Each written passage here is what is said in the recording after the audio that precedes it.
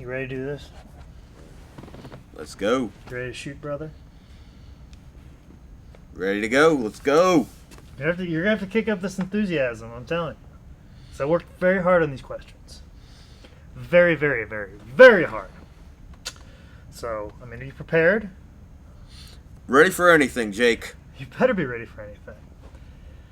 Anyways, question 1. Talk about your first sexual experience. My first experience with that? Figured it'd be a great icebreaker. I didn't go to broadcasting school or anything like that, but I just figured that would open up the floodgates. Wasn't anything that interesting.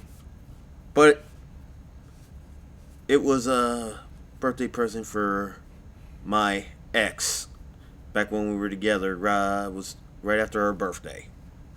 I didn't expect that to be a great icebreaker, but apparently it was. So I guess I'm doing a better job than I thought already.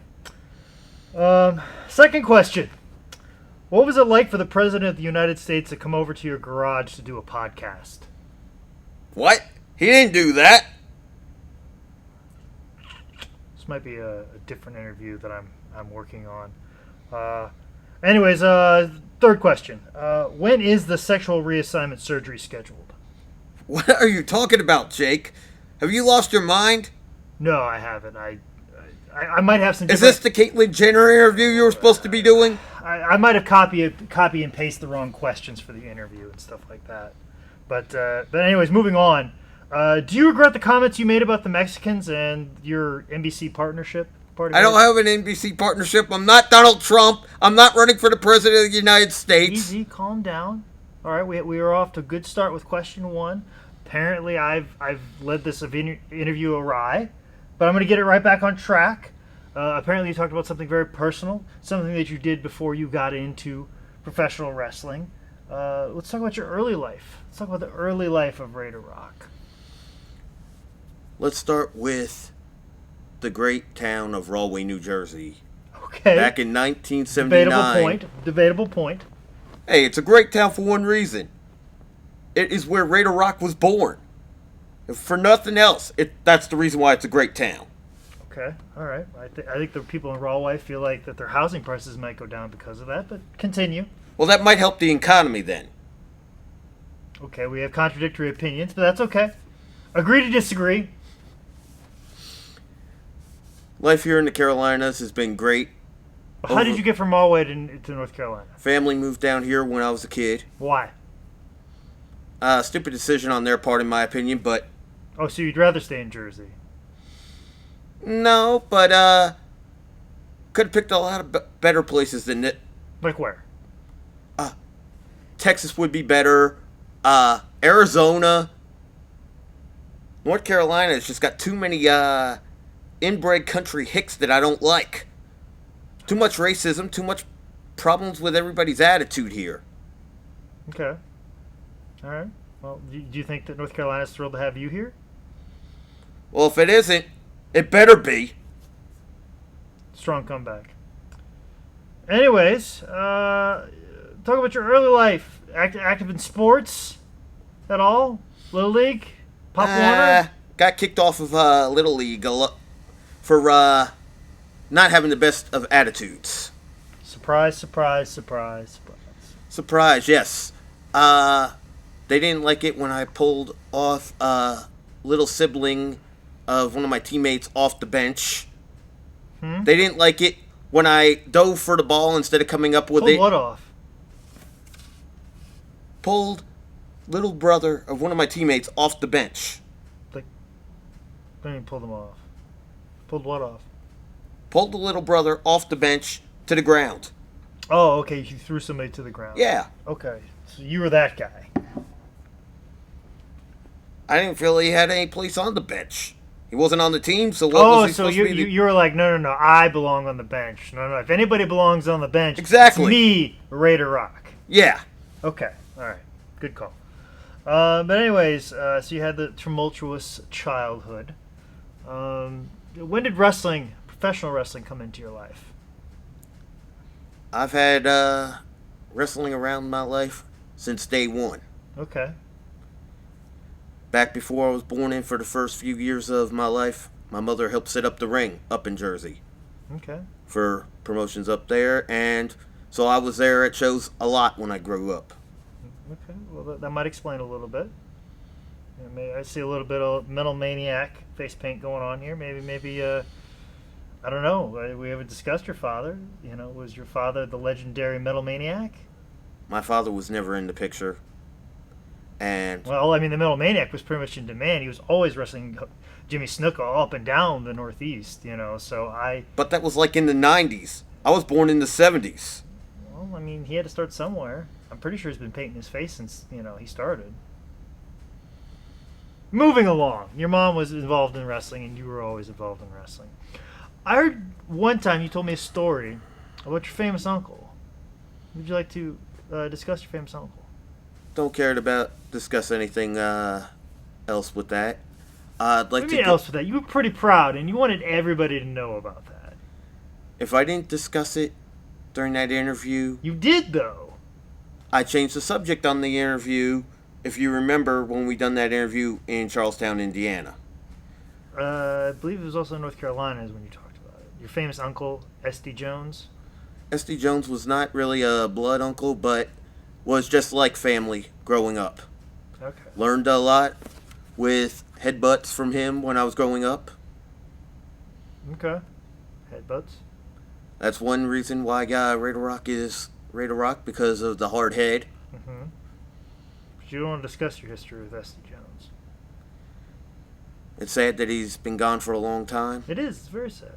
We've also been losing a lot of great ones lately. Yeah, well, let's not bring down this interview. We're doing a pretty good job of keeping it chipper. So, but anyways, more about S.C. Jones. And see, now the more I think about it, it makes me wonder, did your mom happen to go to shows, there were WWWA shows? Like I said, S.D. Jones was on them quite a bit. It was back with the time period of WWWF. Okay, so she was WWF. Like, that's who she was helping set up rings for. It wasn't like local indie promotions like IWCCW. But when they start having ring crew going on everywhere all the time, and not just part-time crew, that's when she stopped. Okay, all right, that's a history. And S.D. Jones befriended you. Yeah. So, any other wrestlers befriended you at a young age? I do remember one time getting a little angry at Rocky Johnson. Well, who hasn't got angry at Rocky Johnson? I've got angry at Rocky Johnson before. When I was real little, I tried to share my popcorn with him, and he refused to take it. He says, "No, that's your popcorn." I was getting angry because he wasn't wanting to share it. I was trying to be nice and share my popcorn with him, but he didn't want to take it. Damn Rocky Johnson. But anyways, you're in North Carolina. What about the North Carolina indie scene? Did you happen to go to wrestling shows here? Yeah. Went to a lot of the TBC shows Willie Clay was running back in the early 90s. Okay. TBC stands for? I've never figured that out. I always suspected it stood for the Big Clowns, but... Okay. I was going to say taking care of business, but that's not correct. That's not right either. That'd be TCB. Yeah. Were they TCBs or TBCs? TBC Sports, as they were calling it. Okay, so he was just basically trying to rip off probably TBS. Who knows? Okay, all right. Anyways, who are some of the people you met on those shows? George South a long time ago. One of my personal favorites, Mad Max, a.k.a. Chuck Coates. Yes, just got over cancer. Yes, was one that was very instrumental with me. Mm-hmm. What about Mad Maxine? Never got to meet that one. Okay. Although I heard she liked to throw around Jeff Hart and a bunch of other guys back in the day. Mm-hmm. Would you like to be one of those guys that got thrown around by her? I've been thrown around in the ring by a female before and didn't mind it. Okay. We'll get into that later. Who else did you run into at these TBC shows? A lot of ones. Sam Houston was there back in the day. Okay. Curtis Thompson. Okay. So the WCW Tommy Saturday, Angel. so the WCW Saturday night Yeah. roster, but it was TBC Yeah. instead of TBS. Okay. I see what he was trying to do there. Clever. I I can see where he was going with all that. As you matured and you got more into high school, $5 Wrestling sound guy Jimmy Jack Funk Jr. actually went to high school with you. Yes, he did. Yeah, he's got It was a couple years younger than me, but yeah. Oh, so you were his senior. Yeah, I think he was like a sophomore when I was a senior. Okay, so did you like bully him? No. No? Did you just kind of let him know, hey, I'm an upperclassman, you better respect my authority? I actually liked him. Oh, okay. I've always respected him, always liked him. Somewhere along the line, he's had a very much attitude lately, the last about 8 or 9 years of he's better than me. He wants to talk trash, belittle me, but hey, I don't mind. I still consider him a great guy. Well, that's all part of the game, you know what I'm saying? Whatever, you know. Yeah. But anyways, apparently that's about the time when your name, Raider Rock, came to be a thing. Well, Raider Rock was Raider Rock back in high school. Yeah, but he said it was that's what I was saying. It became a thing in high school, and that's what I'm leading to. Yeah. The Rock for the hard head, and then going to South Rowan. The mascot there is Raiders, and being school-spirited, always wanting to put the guys, get everybody in a good mood, especially with sporting events. Mm-hmm. The Raider just got added on to the Rock, and I was you were already Rock. the Rock. You were the Rock. I was called Rock back in middle school and high school. Which would have been when? Years-wise. Started back about 1990. 1990. Okay, so you were the Rock before there was the Rock, but not before the first Rock, Ole Anderson. So you were the meat of the Rock sandwich there for a while. If you say so. All right. So I'm gonna say so. That's what I'm gonna do. So anyways, you were the Rock, and then of course School Spirit, you were Raider Rock. Yep. That is the origin of your name. Yes. Okay. There's something else that he made alluded to, like some school rock or whatever. Maybe I don't know why that was. They had a Pride Rock there, but yeah, there's something to do with the Pride Rock. There was some story with that. Like, didn't you get tied up to that? No, I did not. I did, as a joke, tie one of my friends to it. Okay, so you tied somebody to the Pride Rock. Yeah. Okay, so you basically committed kidnapping and... Oh, no, it was all part of a prank that he already knew about ahead of time. Okay. Was he cool with it? He was. Because I wouldn't be cool with you tying me down to anything. For the record. Well, it was part of a prank where somebody else was actually... That was the only way they were going to listen to what he had to say. Was him being tied down. I don't know why, but... What was he trying to say? Trying to straighten out a friend of his, but his friend didn't want to listen. Well, why was he trying to straighten out his friend? Let's get to the bottom of this. Let's not talk innuendos here. You're shooting, brother. Let's get down to the heart of the matter, okay? I've heard several different stories as to the reasoning why he was trying to straighten that one out. I've heard everything from... Well, say something. I've heard everything from that one dating somebody he didn't approve of to him messing with substances that he shouldn't have been doing. Okay, so to get his friend to listen to him, he wanted to be tied down to the Pride Rock, and he's like, the only person that is willing to tie me down to the Pride Rock is Raider Rock. Or was there some sort of symbolicness to it? Were you just somebody part of the ceremony? I was just part of it. You were just part of the ceremony. I was just trying to get that one to listen. And go with both sides, what they were both willing to agree to be able for each one to listen to the other.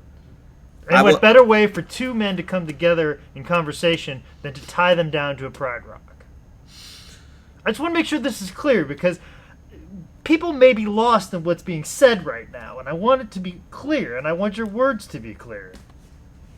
I seem to remember a couple other guys tying the other guy to the fence that was right by there, so I don't know why, but that's how it had to be. So the friend that's tied to a Pride Rock, they also tied him to a fence. Did he like this? Did he have a No, fetish for it? No, the one was tied to the Pride Rock, one was tied to the fence. Okay. For them to have their Conversation. So the school was supportive, and these two men talking it out. So much, in fact, that they were willing... They didn't even know about it, I don't think. So they just were like, hey, let's grab this other guy and tie him down? Like, I'm sorry. I'm trying to get to the bottom of this. I don't even understand it all these years later myself, Jake. Sounds like you were kind of a big part of it. So you were an eyewitness here. I'm trying to be an investigative journalist. Like I said, I've formed some questions, but I need to do some follow-ups here to understand what exactly it is you're saying. Anyways, moving on, because this isn't talking about wrestling, and nobody cares about anything other than wrestling on these things, apparently. Even when it's an interesting story, like two people being tied down so they can have a wonderful conversation, an entire school getting behind it. But, everyone wants to hear about pro wrestling, so let's move on to pro wrestling. What was it about pro wrestling that made you decide, hey, I want to do that? I've always loved it. I just always have since day one. Specific the great instance? action, the Specific fans. Instance. Let's get a specific instance. Just everything. Love the environment, period. Love the crowds. Love the fans. Okay. Whether they boo me, they cheer, or whatever. I've always liked that. Well, what was it that made you think you could do what it is you do in the ring? It's one thing. Doesn't matter what anybody else says. If you can do it or not, you got to prove them wrong no matter what. Okay. You got to show you got the heart, you got the determination. Go out there, get the job done. You may not be the best in the world at what you do, but you still got to go out there and do it. Okay, those are all great slogans. They should be on a T-shirt somewhere. But how does that apply to real life? How'd you go out there and do it? How do I go out and do it? Doesn't matter how I do it. Everybody else... No, I kind of want to know. That's what this is about. Like, how'd you do it? Went into an area called the Rock Dome, and that's when I started getting myself prepared. What is the Rock Dome? What is the Rock Dome? This is what I want to get to. I want to figure out... I want to get inside here. I want to figure out what the Rock Dome is. You want to figure out where the Rock Dome is? You want to know about the Rock Dome? I want to know about the Rock Dome. Okay, I'm going to give you 3 points. You draw a triangle between them, and it's dead center between these 3 places. Okay. The Bermuda Triangle, Area 51, and Parts Unknown. Okay. We're dead center, right in between there. Okay, that's where you went. Geographically, let's see, Bermuda Triangle, Area 51, and what was the other one? Parts Unknown. Parts Unknown, okay.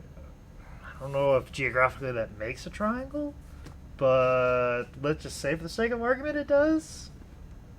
What kind of structure is the Rock Dome? Rock Dome is a nice little area to relax and can also be for training. Okay, so it's your Fortress of Solitude. Yeah. Why don't you just call it the Raider Rock's Fortress of Solitude? For some reason, Rock Dome was a name that one of my buddies put with it, and it just stuck. Oh, so you've had friends over to the Rock Dome before? Yeah. Have you served them Totino's pizza rolls? No. Okay, well, what kind of food you serve at the Rock Dome when you have guests over? Finger foods. Who said that? When you go out to the Rock Dome and are training, trying to get ready and get your mind focused right, you're in the wild. You don't have all the luxuries of this great nation. Like all the fast food, all the electronic devices, all those things go out the window when we go there. Well, is the Rock Dome just like your childhood treehouse? Like, no. I'm kind of describing that. Like, I'm trying to figure out what the Rock Dome is, and is that where you learned how to be a pro wrestler? I've picked up things here and there. Who is your sensei? Who is your sensei at the Rock Dome? Like, who is running your Shaolin temple? There's only one person that is the leader there. Who? Raider Rock! Okay, alright. I like how the cushion that was on your glasses is still on your face, but your glasses are no longer on your face. Appreciate that. Are you okay? Yeah, perfectly fine, Jake. Okay, well, that's a debatable point. Moving right along, what was your training like for wrestling? in the Rock Dome? I would compare, Or outside of the Rock Dome? I don't know. I would compare all training very similar between what goes on, like training here in this great area of high spots, or if you go to any other training school, a lot of them are a lot alike. Make sure everybody's physically up to the task. Make sure you're able to take your bumps, work on your moves. Okay. Timing. Your reversals, your hip Yeah. locks, wrist locks. Got to work on your personality. Well, I think you've nailed personality from day one. But who taught you the ropes? Who taught you how to wrestle? Well, a little bit here, a little bit there over the years. Somebody, give me names. Give you names. I'm not here in a police environment to where I have to give names for anything. Well, we do have a bright light. We do have a camera. I do have a mustache. It's about as close as you're going to get to a police environment as you get. So, give me some names. Give you names. Well, I'll give you a name of one person that I did work with for a short time. Okay. Mr. Number One, George South. Of course George South trained you. Of course he did. Allegedly. Allegedly trained you. Oh yeah, what was that training session like? I enjoyed it. It was a fun environment for me. Okay. Fun environment for you. What'd you learn? Basically, I already knew what was going on. I was just going along for the ride, so to speak. Going along for the ride. Okay. What other wrestling training did you do? Well, before pro wrestling training, back in middle school and high school, I did do amateur wrestling. Okay, so you got a little bit. Is that where you got the singlet that you wear today? Well, I got it afterwards, but I've had singlets throughout my career. Can you fit into the old ones? No. Okay, I could imagine that to be an issue. The first singlets I had was about 100 pounds lighter. Okay, I can imagine that. I can see that. Anyways, when did you decide you were ready for pro wrestling? Because obviously you made that decision and not somebody else. Well, apparently that decision was made in 2008. 2008, okay. Banner year. Yeah. Decision was actually made by a group called Wildside Championship Wrestling, which has been in and out of existence. Okay, who ran it? Run by a guy wrestled by the name of Raymond the Ice Helms. Oh yeah, Backyard Chad. I know who you're talking about. Those Backyard Chad shows. Well, his group, when they had me make my debut, it was against that crazy Canadian, Jeff Hart. See, and that's the thing. Like, I remember a match you and Jeff Hart had in the Mooresville Armory, and that was the inspiration for $5 Wrestling. And there's been multiple incarnations of you versus Jeff Hart, you versus the American Idiot, who may or may not have been Jeff Hart, and then Jeff Hart versus the American Idiot, who may or may not have been you. And none of those matches have ever come close to that one particular match that you're talking about, that I remember seeing, where you doing Chris Jericho moves to the best of your ability, and Jeff Hart, being the agile, rotund individual that he is, I've never seen such an athletic competition ever before of its kind. And I've tried to produce that multiple times, and to no success or avail, because that match that you're particularly talking about was never videotaped, it will never see the light of day, and that creative awesomeness will never be known to this world. Now, I might be able to find some footage of the match if you can remember exactly which one it was. Well, it's one in the Mooresville Armory. There were several encounters with me and him there. The first one was so rudely interrupted by the XWO. That group's answer to the NWO. Yes, because everybody had to have their own NWO, especially in 2008. I have no idea why. Everybody had to have their own NWO, especially in 2008. But they'd interrupted the match the fans only got a little taste of what that feud would be over the next. Here we are 7 years later, and we're still not seeing eye to eye, still demanding matches against each other, apparently. Mm-hmm. To this day, he hates your guts. Hates your guts. And I've even offered him a spot with the Rock Corps multiple times, saying that he would be a great addition. He's a great talent, and I respect him. But apparently, because I'm originally from the States, and not from Canada, as he says it's the greatest nation, he despises me. I don't understand that one bit. Mm-hmm. There's quite a difficulty between the two. I've seen him recklessly punch you in the face before, uncoordinatedly. Yeah. He's also multiple times punched my bad knee.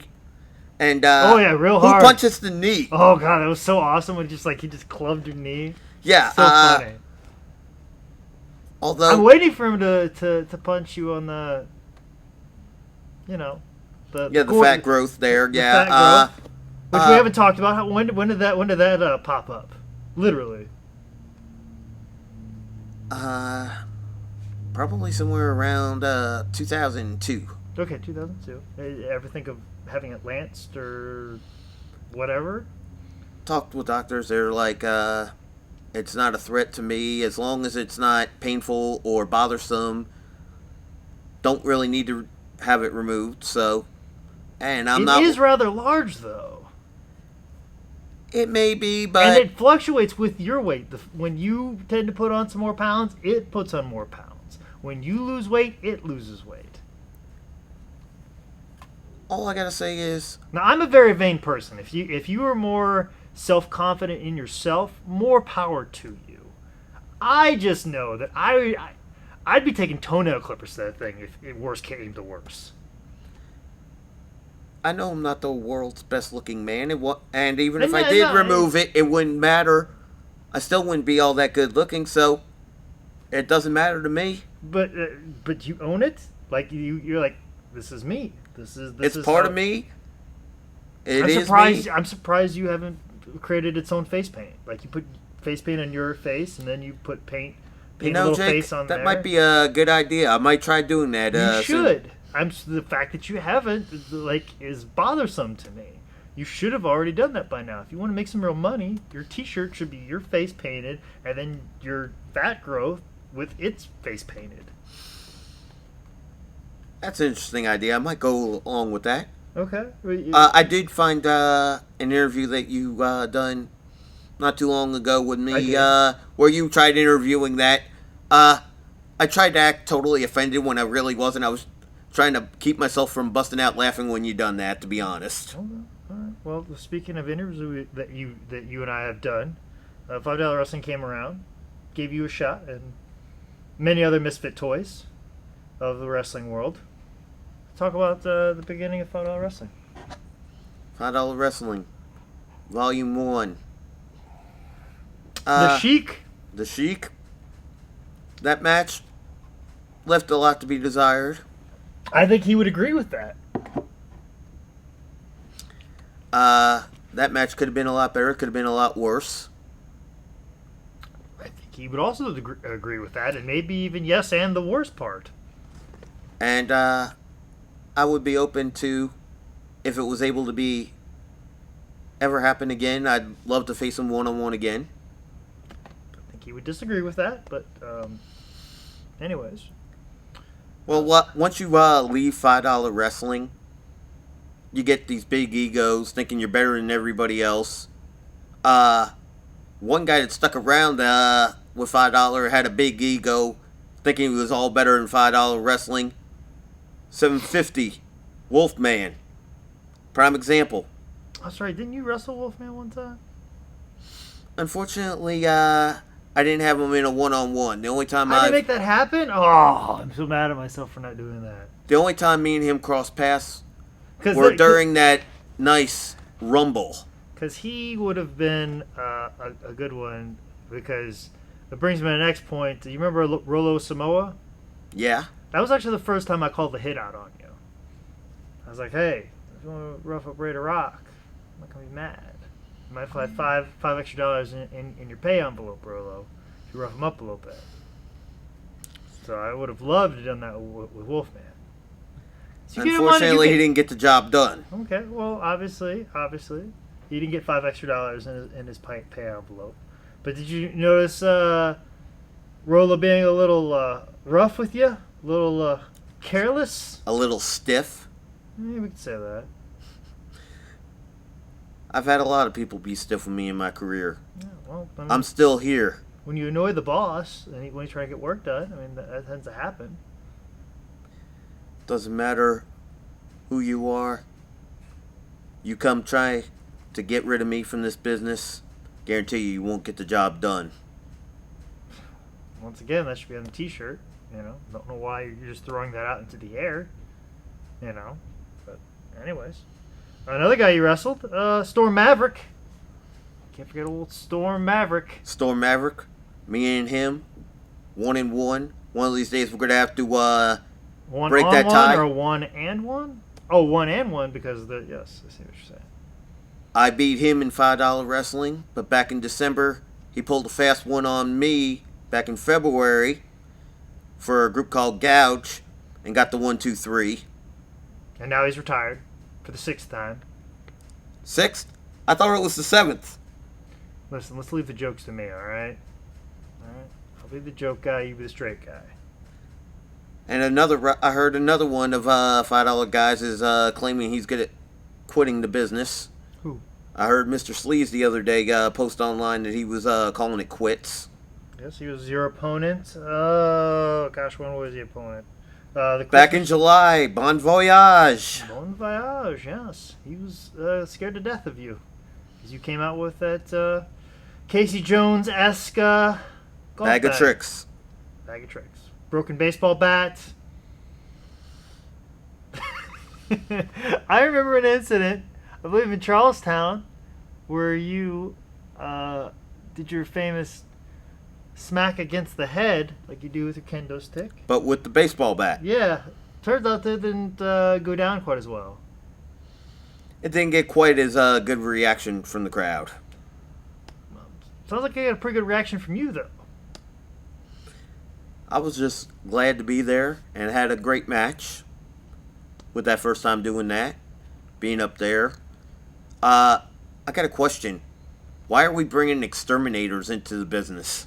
Well, that's right, because you wrestled Ricky the Roach, which brings up my next question, because he was the second person I called to hit out on for you. So, he was my second hit man. And still couldn't get the job done. I know, I'm not very good at calling hits out on you. Why don't you start calling guys that used to be into the bigs? Like, you had the Great Eugene versus Freight Train. Compton versus Big Donnie. Yep. Maybe you should go to those guys to try to get rid of me. Maybe one of those guys from the past will be able to get the job done. Well, who do you think I should get? Well, there's plenty of them that probably got a beef with me. I know good old Hacksaw has a problem with me. Oh, yeah? Hacksaw Jim Duggan doesn't like you. Hacksaw, the sweetest man alive. I've got photos that... Choose your words carefully. I have photos of an appearance that he had done at a Kannapolis Intimidators game a couple weeks ago. Okay. Where he used an oversized 2x4 on me. Okay. Hitting me with the 2x4. I was just trying to be nice to him. For a pose picture. Hey, he hit me.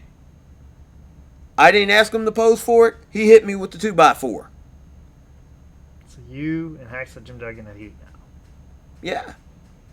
Right, I've also got a guy from WCW back in the day mad at me, wanting a piece of me. Who? Kiss Demon. Dale Torborg. Okay. Sorry, I'm normally a straight man and I don't break, but I broke for that because please tell me why the demon from WCW has he with you. Started with guys with the Kannapolis Intimidators joking back and forth with me about with Dale now being the trainer for the White Sox at all levels, whether or not Raider Rock could beat Demon. And I say, it'd be an interesting match. I'd like to see it. Last year, he took about 10, 15 minutes being at a game, standing in the bullpen, me on the other side of the fence of it, trash talking me, telling me that he didn't think I had anything. It was going to take a lot more than my kendo stick to beat him. I'm too small. I'm too slow. I don't have any talent. Did you have your kendo stick with you at the time? No, I did not. Okay, because I was going to say a minor league baseball park, I hope, would tell you to leave that in the car. No, I didn't have it with me. But I did find it amusing that somebody that has been in the bigs before would take the time to trash talk me for that long and even acknowledge my existence. Well, obviously he did. Apparently he's got heat with you. There's a lot of guys in this business that Like seem who? to have Let's talk heat about with it. me. Let's shoot. That's what this is.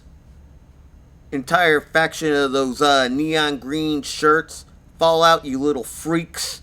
Sick and tired of you talking trash. Let's not put them over any more than people already put them over. Anyone else? Well, they claim they want to be in $5. Everybody wants to be in it. They've trash talked me. They've trash talked the entire company. Okay. As far as I'm concerned, Jake, if you would book it, I'd take any guys that you got with $5 as my partners to face them. I'd take them out. Well, I gotta want to run shows again before that happens. But anyways, who else has heat with you? Got a lot of them. Jimmy Jack Funk Jr. has heat with me. Okay. All right. There's a guy that calls himself Red Man that has worked Gouge in other groups. When I was there with the Gouge show, he had a beef with me. I'm not even sure why he was upset with me. Well, maybe because you didn't like the movie How High. It's not that Red Man. Are you sure? Yeah. Totally different person. Stand corrected. Who else? There's a heat with me and pretty much everybody in BCB. BCB. Oh, Burke County Boy. Yeah. Okay, but why doesn't Big Donnie like you? I've tried showing support for them over the last few shows. Even being there in the crowd area at shows and cheering them on. Have you ever wrestled Big Donnie before? No, I haven't. Ooh. Okay. I haven't faced him. All right. Hardcore Terry Houston don't like my sense of humor. He told me to lighten up, and then when I try lightening up, he don't like my sense of humor. Oh well. Big loss there. Dynamite's mad at me because I don't like his dancing. Well, nobody likes his dancing. I gave him a nice little trash talking to him when he came out at a show that we done back on Friday night in Faith, North Carolina. Oh, so I told him that he looked like he was dancing. He learned his dancing from Sesame Street. Did he steal his moves from Elmo? He didn't like that. I bet he did. Why you gotta be so disrespectful to people? Seems like all this problem comes from you. There's that sense of, people like, oh, I got a lot of heat, or people are mad at me, and everybody's mad at me. Usually the people that say that, they're the reason why people don't like them. Yeah, and the funny thing is, somehow when I go to most of the shows I go to, for some reason the crowd wants to cheer me. No, don't run away from the question. Why do you think people don't like you? They don't like my attitude. They don't like me being unique. I'm different from most everybody else in this business. That just sounds like a cop-out for you being a jerk. Why do you gotta be a jerk? I'm not being a jerk. I just can't understand why in a country where everything is about diversity, everybody trying to respect everybody's diversity, nobody wants to respect and even take time to try to get to really understand me. They just want to hate. They don't want to take time That's to what even we're trying to do look. right now. We're trying to understand you and your fullest. That's what this is about. That's what this conversation is about. So people understand you. What's the biggest misconception? We're ready to rock. This is where we clear it up. This is where people start to like you. Biggest misconception is that I am just a freak a weirdo. Well, you wear a T-shirt that says "freak," and what do you think people are going to think about you? That's like a girl. It's like that old Chris Rock joke, you know. I'm not a, or the old Dave Chappelle, like, I'm not a prostitute. I don't know why you think that. Well, you are wearing the uniform. You're wearing the freak uniform, you know. Yeah, but there are different types of freaks and weirdos out there, and But everybody. you're saying I don't want to be treated like a freak or a weirdo, but you wear a T-shirt that says "freak" and you painted your face. Per my request. Yes, but the face painting is something that's really been a part of me from the beginning. It took a while before one's running shows would let me totally show that side of me. Okay. I have a lot of love and respect for a lot of guys that have wore face paint over the years. I've looked up to guys like Sting, Mad Max, the Road Warriors. That's obviously a tribute to them. Like that look right there. It's my own. It screams Sting, Road Warrior, and Mad Max all in one. It's my own personal touch. And the great comedy of Marty and Colt saying it looks like I fell asleep at a frat party when I do my face paint. I just do it whatever way I feel like it. I don't take a lot of time. I don't take 4 hours like some people might try to do to make sure that their image is just perfect for the crowd. I do it on my time and do it how I feel. But honestly, I am demanding a piece of that oversized $5 champion, and I want the belt on the line. Getting all serious now. You're gonna hit your set over there. There you go. Hey, easy there. Wait a minute, that wouldn't be in the best idea in the world to hit the boss. It'd be an assault, and I'd have it on camera. It would be, and it would also, but it's not the best idea. That's why I decided not to do assault, brother. Like, it's a battery and assault. That's what it is. It could also be determined all in the fun of the game. No. Although, Jake, I do agree with one thing that you said a long time ago. What's that? We need to take care of all the fun, all the goodness of $5 wrestling. That is a cancer to this company, to this business. We really need to get rid of it. We need to get rid of the guys like Freight Train and Dynamite. Those fun-loving goofballs. We need to actually take things seriously and get rid of a company that is dedicated for people like that. How are we gonna do that? Maybe we should, once and for all, have a match between, like, say, you, me, maybe a couple other guys. Another cripple? I don't know. Like, hey, we get it. Make it like a big deal, like some of those angles that, I'm sorry, Vinnie Mac would put up. shooting on Vince McMahon. Typical shoot interview cliche. Honestly, We should talk about how New York's ruined this business. what we really need to do is have them little freaks and weirdos, those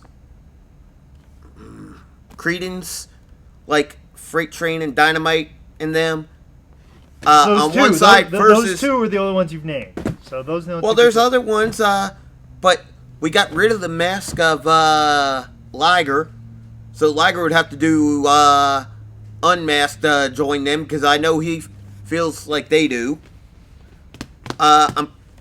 There's probably other ones that would join them. Maybe you could get Rated X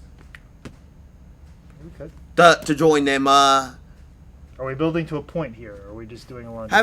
What I'm saying is, have a match, almost like a Survivor Series type match, for control of $5. So, anyways, anything else about your future? Future's just going to be bigger and brighter. and I see more of the rockcore full invasion into this business. Okay, that's an excellent end. Thank you very much, Raider Rock, for joining me for $5. I wish I could say the same, that it was a pleasure. Thank you.